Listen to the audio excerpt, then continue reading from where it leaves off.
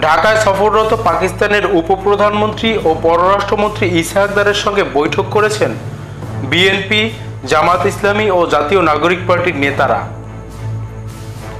শনিবার 23 আগস্ট পাকিস্তান দূতাবাসে বিকেল থেকে সন্ধ্যা পর্যন্ত এসব বৈঠক অনুষ্ঠিত হয়। বৈঠকে বিএনপির পক্ষ থেকে দলটির স্থায়ী কমিটির সদস্য আব্দুল মঈন খান, আমির খসরু মাহমুদ চৌধুরী, সেলিমা রহমান, দলের vice chairman air vice marshal অব আলতাফ হোসেন চৌধুরী ও সাংগঠনিক সম্পাদক শামা ওবায়দ অংশ নেন। তবে বৈঠক শেষে বিএনপির কোনো নেতা সাংবাদিকদের সঙ্গে কথা বলেননি। এছাড়া শনিবার বিকেলে জামাতের পক্ষে দলটির নায়েবে আমির আবদুল্লাহ মোহাম্মদ আবু তাহের ও এনসিপির হয়ে সদস্য সচিব আক্তার হোসেনের নেতৃত্বে দুইটি প্রতিনিধি দল পাকিস্তানের পররাষ্ট্রমন্ত্রীর সঙ্গে বৈঠক করেন।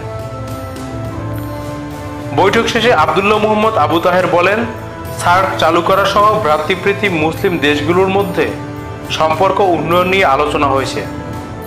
গত 15 বছরে বাংলাদেশের পররাষ্ট্রনীতি কিছুটা একপেশে ছিল। এখন বাংলাদেশ সরকার সহ সবাই মনে করছে এই অঞ্চলের সব প্রতিবেশী দেশগুলোর সঙ্গে সুসম্পর্ক থাকা দরকার।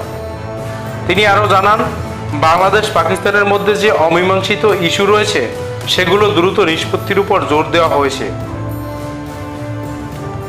এনসিপির সদস্য সচিব আক্তার হোসেন বলেন, দুই দেশের মধ্যে শত্রুভাবাপন্ন সম্পর্ক ভালো করার সুযোগ এসেছে।